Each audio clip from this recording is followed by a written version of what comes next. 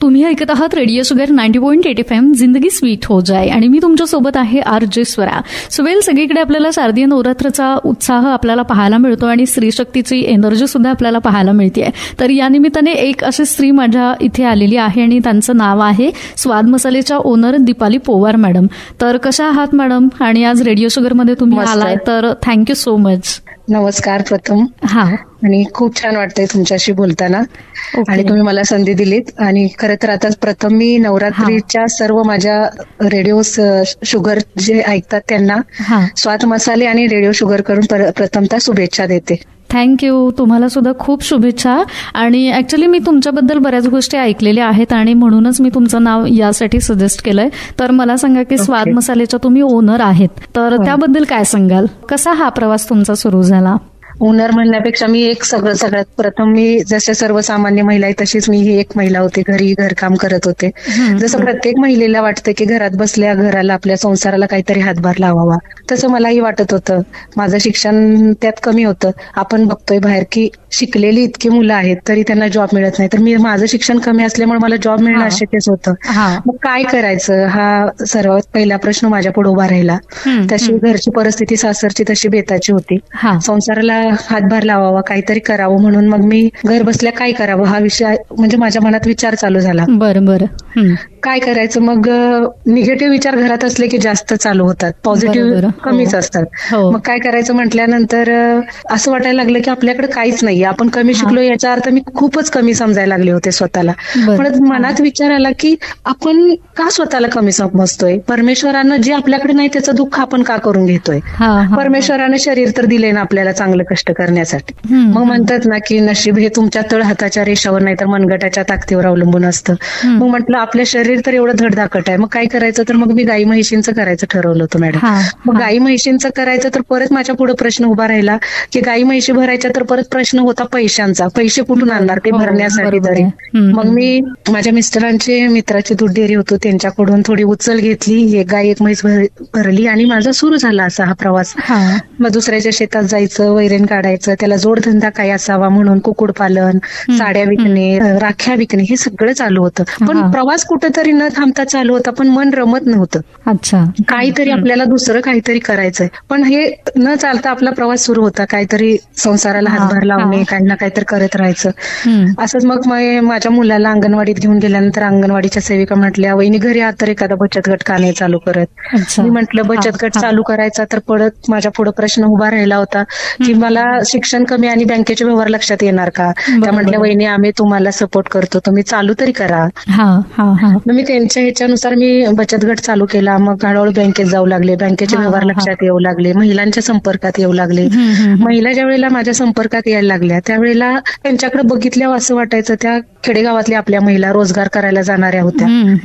त्यांचं दुःख पाहिलं ना की असं वाटायचं की मी 2 टाइम कसं पण खाऊ शकते, पण आज त्या जर कामाला नाही गेल्या तर संध्याकाळी त्यांची चूल पेटली जात नाही. आज त्यांच्याकडे कितीतरी चांगले गुण आहेत, कोण छान लोणचं पापड चटण्या बनवतात, पण त्यांना कुठं मार्केट उपलब्ध करून देऊ शकत नाही आपण. बरोबर. दुष्काळग्रस्त वातावरण, दुष्काळ आला आणि काहीतरी पूर आला, ह्या ह्याच्यात कुठं आपल्या महिला भरडल्या गेल्या जातात. कुणाच्या मुलांचं शिक्षण आहे, कुणाचं दवाखाना आहे, कुणाच्या मुलांचे लग्नाचं आहे, ह्यात फक्त माझ्या महिला भरडल्या गेल्या. त्यात हाताला जर काम नसेल तर तिचा उदरनिर्वाह कशावर होणार, याचा विचार करून मी पुढं पाऊल उचलायचं ठरवलं. बरोबर. ठीक आहे. तर आता हा तुमचा बऱ्यापैकी जर्नी मी ऐकलेला आहे आणि खरं तर खूप चांगलं काम तुम्ही केलंय.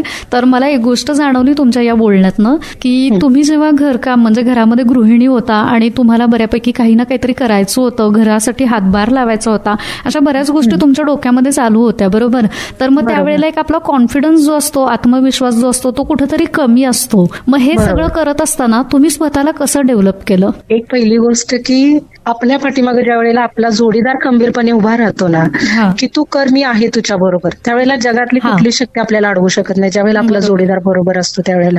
आणि पहिलं एक गोष्ट की ह्या महिलांच्यासाठी ज्या वेळेला मला करायचं होतं त्यावेळेला मी शून्य होते असं मी स्वतःला समजते, कारण माझं शिक्षण कमी होतं, मला बाहेरचं नॉलेज नव्हतं. पण ज्यावेळेला आमच्या गावात व्याख्यानमाला चालू झाल्या होत्या, त्या व्याख्यानमालेत ज्यावेळेला DS कुलकर्णी सर आले होते, ते व्याख्यान ऐकताना ना त्यांचा प्रत्येक शब्द माझ्या कानात घर करून जात होता.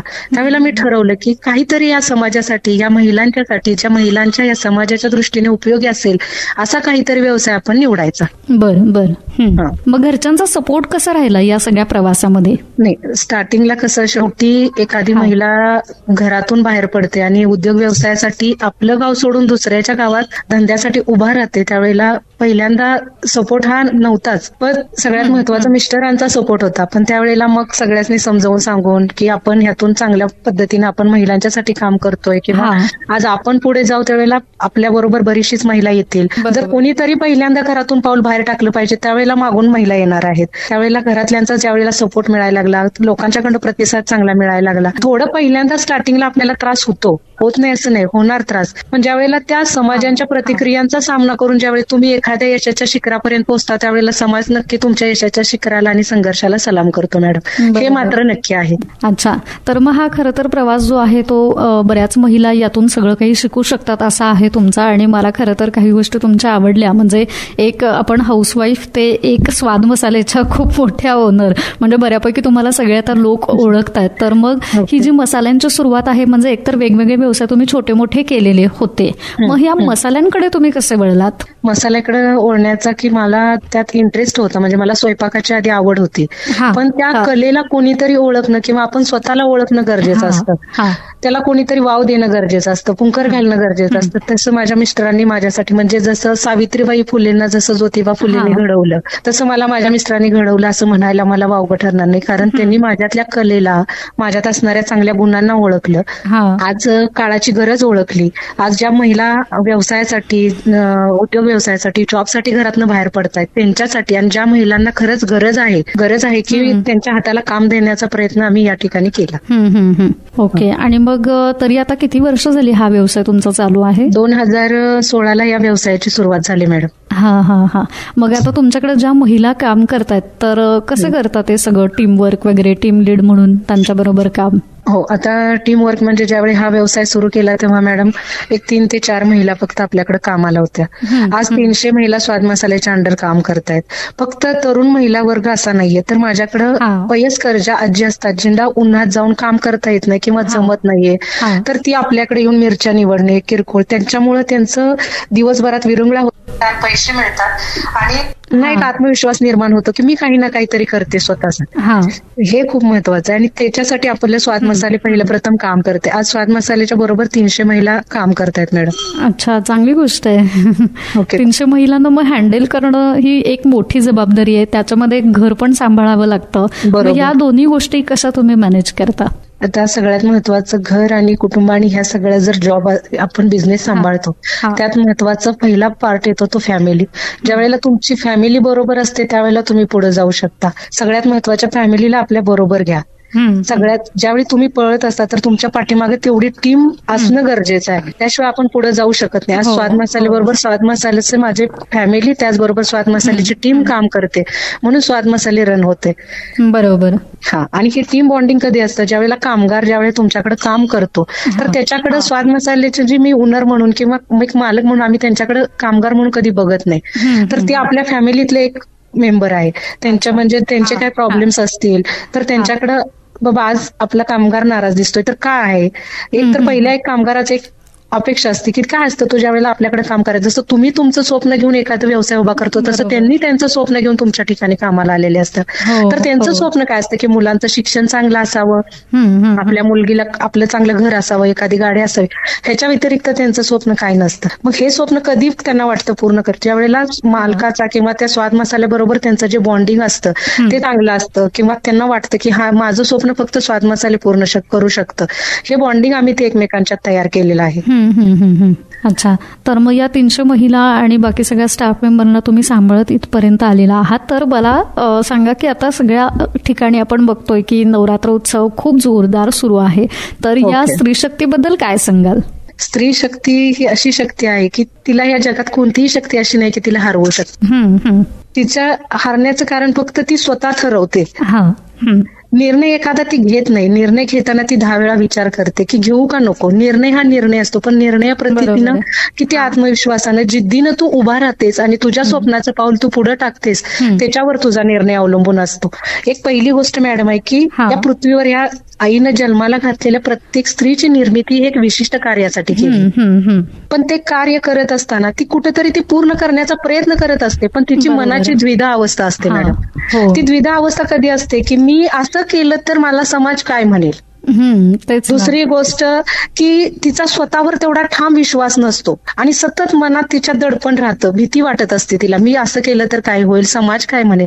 पण मी महिलांना एक सांगू इच्छिते मॅडम की हा समाज ज्यावेळी तुम्ही एखाद्या चांगल्या गोष्टीचा, समाज चांगलं करा, काम करा, वाईट करा, समाज नावं ठेवणार, पण त्या समाजांच्या प्रतिक्रियांचा सामना करून ज्यावेळी तुम्ही एखाद्या यशाच्या शिखरापर्यंत पोहोचताना त्यावेळेला समाज नक्की तुमच्या यशाच्या शिखराला, तुमच्या संघर्षाला सलाम करण्यासाठी तयार असतो. दुसरी गोष्ट की भीती कुणाला नाही वाटत मॅडम, भीती प्रत्येकाला वाटते. मलाही वाटत होती की मी पुढे पाऊल टाकते पण त्यात यश असेल, अपयश असेल, ध्येयाचा शेवटचा टप्पा कोणता असेल नव्हतं माहिती.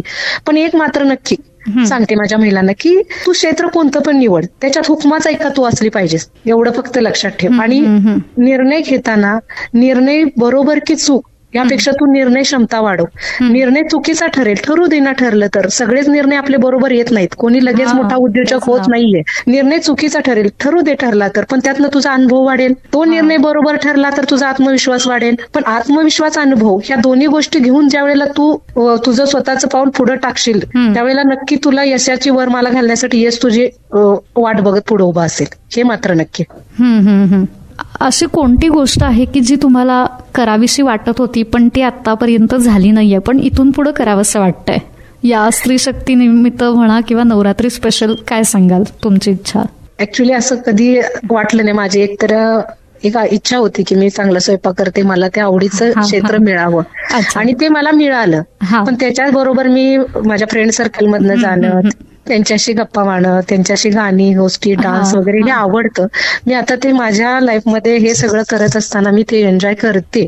असं नाहीये झालं माझ्या बाबतीत की मी एखादी गोष्ट मला आवडते मी ती जोपासली नाहीये, पण मी ती जोपासण्याचा प्रयत्न आता या 38 म्हणजे रनिंग माझा आता 38 आहे, 38 नंतर ठरवलंय की आता इथून पुढे आपली लाईफ ही आपल्या पद्धतीनं छान जे आपल्याला आवडतंय त्यानुसार जोपासायची. बरोबर. आणि अजून एक म्हणजे असं गमतीनं ऍक्च्युली मला म्हणायचं आहे की आता मसाले तुम्ही व्यवसाय करता, बरोबर आहे, तर मसाले म्हणलं की तिखट मसाला, गोडा मसाला, थोडं असं वेगवेगळे व्हेरिएशन्स त्याच्यामध्ये असतात. तर तशा टाईपची माणसं तुम्हाला भेटली आहेत का या प्रवासात? नक्कीच. आयुष्यात व्यवसाय सुरू करत असताना किंवा आपल्या ह्याच्यात की अशी तिखट गोड माणसं असतात, पण व्यवसाय करत असताना किंवा आपल्या आयुष्यात अशी माणसं जरी कोणी आपल्याला तेवढं तावातावानं आलं आणि आपला स्वभाव जर शांत असला, त्याच्याकडे बघण्यात त्याला एक स्माइल करून जरी तुम्ही बोललात की नाही असं मॅडम असं नव्हे, असं करायचं होतं आपल्याला, ठीक आहे तुमचं बरोबर तुमच्या पद्धतीनं. ज्या वेळेला व्यवसाय करत असताना काय म्हणतात, जिभीवर साखर आणि डोक्यावर बरफ ठेवून जर तुम्ही एखादा व्यवसाय केला ना तर नक्की तुम्ही जिंकू शकता लोकांची मनं. हे सगळ्यात मोठं रहस्य आहे. बरोबर आहे. खूप भारी प्रवास आहे तुमचा, इंटरेस्टिंग आहे. तर शारदीय नवरात्रोत्सवानिमित्त मी पुन्हा एकदा तुम्हाला खूप शुभेच्छा देते आणि तुम्ही वेळात वेळ काढून माझ्याशी गप्पा मारला यासाठी खूप थँक्यू. खूप खूप धन्यवाद तुमचे. मला इथं या ठिकाणी रेडिओ शुगर मध्ये तुम्ही बोलण्याची संधी दिली त्याबद्दल मनापासून खूप खूप धन्यवाद तुमचे. थँक्यू. आणि तुमच्या पुढच्या प्रवासालाही स्वाद मसाले परिवाराकडून खूप खूप शुभेच्छा. Yes, thank you.